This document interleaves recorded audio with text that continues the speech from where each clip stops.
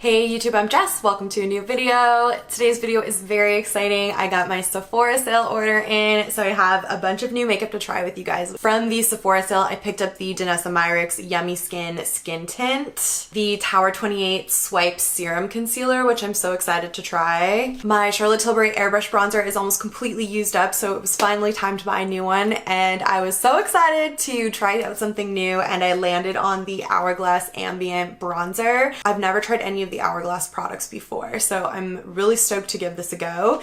And then I caved into the hype, you guys. I bought the Summer Fridays Lip Butter Balm, so we're gonna give this a try and see if it is worth all the drama that it gets online. So if you guys want to see me try out a bunch of new makeup from Sephora, then just keep watching this video. Alright you guys, so I am filming a first impression and wear test on the Danessa Myricks Yummy Skin Serum Skin Tint, so I do have this on my face already. It's really light coverage, which is what I'm looking for from it. I just need something for every day to kind of help even things out a little bit.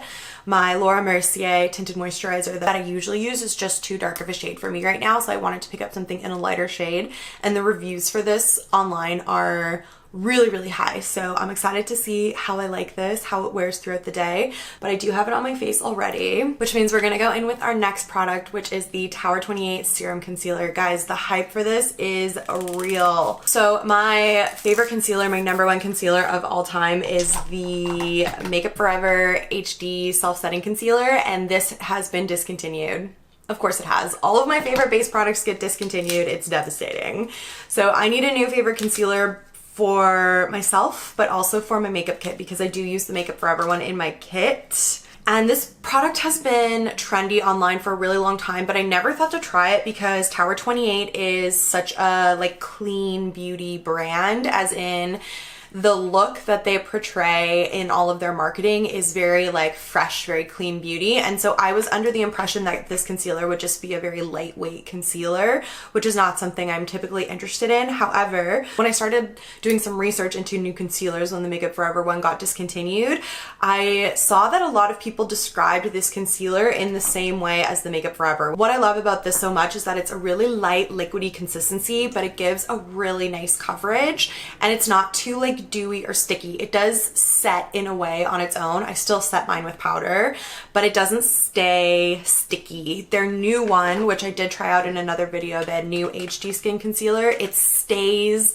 really dewy and wet. It's supposed to look more like skin, but it has too light of a coverage. So I need something that's lightweight that will work under anybody's eyes, whether they're 20 years old or 70 years old. And I needed to have coverage. Probably the #1 concern that people tell me when I'm doing their makeup is that they want to have their under eyes coverage. So we're gonna give this a go, because as I heard other people describe it, it sounded so much like this one. Right off the bat, I'm loving the packaging, the little purple cap, so cute. So it says this is formulated without silicone, fragrance, or alcohol. It's vegan and cruelty-free, and a medium buildable coverage with a natural finish. So first thing I'm noticing is that this has the exact same applicator as the Makeup Forever one, so we're off to a good start there. I am gonna use this to cover the darkness under my eyes, as well as on top of some little acne and breakouts that I have coming through. The Danessa Myricks Skin Tint is super light coverage, so it just kind of evened everything out, but it didn't really do anything in terms of covering anything. So I'm just gonna add a little bit of this to some areas where I feel like I want a little bit more coverage. And then I'm gonna blend it in with my beauty blender. I'm gonna have all the products that I talk about in today's video listed in the description box down below. So I got this in shade 4.0. I was looking for something in a winter shade for myself. I do have a couple of concealers on the go right now, but they're too dark for me. They work better for me when I have some color in my skin from the sun. So I got this in a lighter shade, and it's feeling very pink, which is typically not my favorite, but I don't think it looks bad. So it has good coverage in terms of color correcting. I had a little breakout that was clearing up down here, and one of the spots was really red, and it's really done a good job of neutralizing that redness. I've got a lot of texture on my forehead at the moment, and I wouldn't say it's done anything to conceal that at all, but it hasn't emphasized it either. It's looking and feeling really lightweight underneath my eyes. And yeah, I would say it's definitely a medium coverage right off the bat. I'm gonna see how it builds. I'm nervous about building up coverage underneath my eyes because I don't typically like to put too much product there. So I'm just gonna add a little bit right in this area here where it's kind of the darkest, and just try patting that in with a brush instead of the sponge, just to try and get a bit more coverage out of it.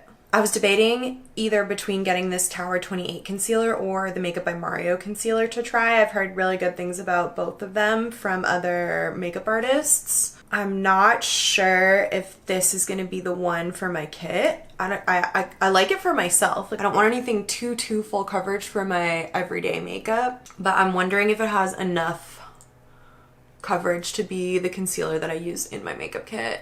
Maybe the Makeup by Mario one would be better for that. Okay, the coverage 100% built up to a really nice full coverage after layering it. And I wouldn't say that my under eyes are looking too cakey or heavy or anything, even though I added that extra product. But it is starting to crease, which is normal, obviously. All concealers crease under my eyes if I don't set them with powder. So I'm gonna go ahead and do that really quickly. Ugh, my powder just broke and spilled all over me. Love that for me. One moment, please. All right, I do have a new airbrush powder to open up and use now that this one is an empty, but I don't feel like digging it out. So I'm just gonna set my eyes with the Hourglass Vanish powder today. Man, the creasing is legit. Hopefully that stops once I set it. This is not my favorite setting powder. I find it quite drying, so I'm just trying to use a really small amount of it and really buff it in. And there we go. My under eyes are looking really smooth. I think that that concealer has actually done a great job of concealing the darkness under there. I'm a little worried about the creasing, but we'll just wear it throughout the day and see how it goes. My base is down, so I'm gonna go ahead and break into this Hourglass bronzer here. I got mine in the shade Luminous Bronze Light. Directions for use. This is interesting. All right, it's basically just to sell you the brush and to tell you to be careful with it. I think these products are baked, which makes them a little bit more breakable than when they are pressed. Here is the absolutely stunning packaging. It's actually a lot thinner than I was imagining. For some reason in my head, I picture these compacts as being super thick and chunky. And there's what the product itself looks like. That is so beautiful. Oh my God, I'm so excited to try it. So I'm gonna try applying this with this Real Techniques Duo Fiber powder brush. This is one of my favorites for applying bronzer. I feel like it does a really good job of blending and applying a small amount at a time so that I can kind of build it up to the level that I want it to be at as I go. I did just try to clean off any residue from other bronzers that I've used on it so I can get a true idea of the color of this. I'm just gonna swish into there and we'll go right in.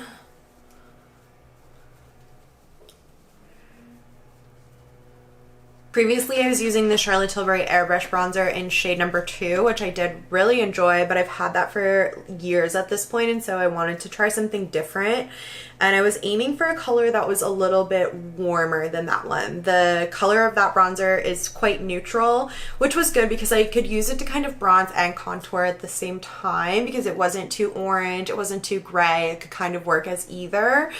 But yeah, I was aiming for something a little bit more warm, something with more of like a red or orange undertone to it. That would give me more of a sun-kissed feel when I was choosing out the shade for this bronzer. So right off the bat, you can see it does have that. It's got kind of that warmth to it. It's definitely more orange than I'm used to. And I'm not sure if right off the bat I love it, but I think maybe because I've just been using the same shade of bronzer for so long that I might just need to get used to seeing it on myself before I can decide on whether or not I love the shade. But the formula itself is perfection. It applies in the perfect swatch of color. It's not too much, it's not too little. I'm sure having the right brush helps with that, but yeah, it blends out really smoothly. It's not patchy at all.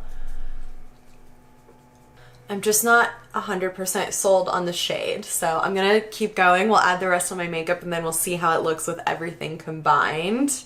I'm gonna just throw on a really quick eye look. I'm gonna use my Merit Single Shadow in Vachetta. I'm gonna use Maybelline The Falsies today. Fill in my brows really quickly the same way I always do, and then we'll come back. I think I'm just gonna add a little bit of cream blush on my cheeks today. I'm gonna use this Rare Beauty Nearly Apricot blush. I haven't used this in so long, but I feel like it'll go on really nicely on top of this tinted moisturizer, and that the color will look nice with this bronzer. Whoa, it's way more pigmented than I remember. Oh my gosh.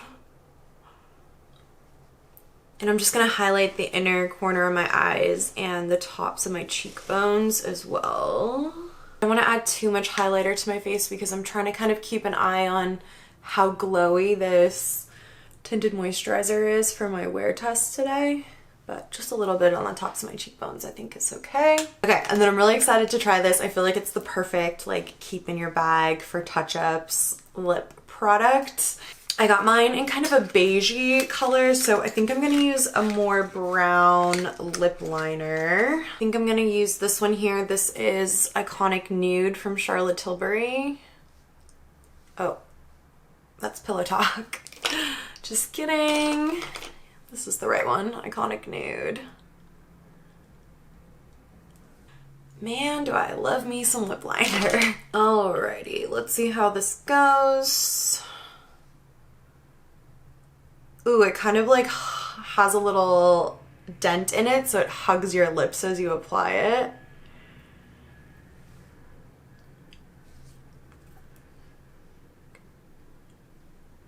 That's a really gorgeous color.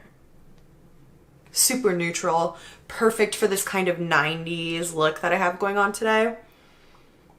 It feels really lightweight and thin. And yeah, it just gives like the perfect tint. I'm curious now if I got like a pinky shade of this, how pigmented it would be. It's pretty. It's not super glossy. It doesn't feel sticky at all. It's really lightweight. I have a feeling it's not gonna last on the lips very long, but it feels super hydrating, which is really nice. Great to keep in the bag for touch-ups throughout the day and keep the lips hydrated. For me, that's probably the winner out of all of the products that I tried in today's video. I'm still unsure how I feel about the color of this bronzer. I was looking at it in natural lighting and it's very orange. So I'm gonna just continue to try it and see if it grows on me. If it doesn't, I'll just move it over into my makeup kit and I can use it on someone who has like a warmer complexion than me naturally. But yeah, I'm gonna keep trying it out and see how I like it. It's just different. It's just different for me. The concealer, so far I'm really happy with the coverage and how like brightening it is. It's creasing a little bit, especially under this eye.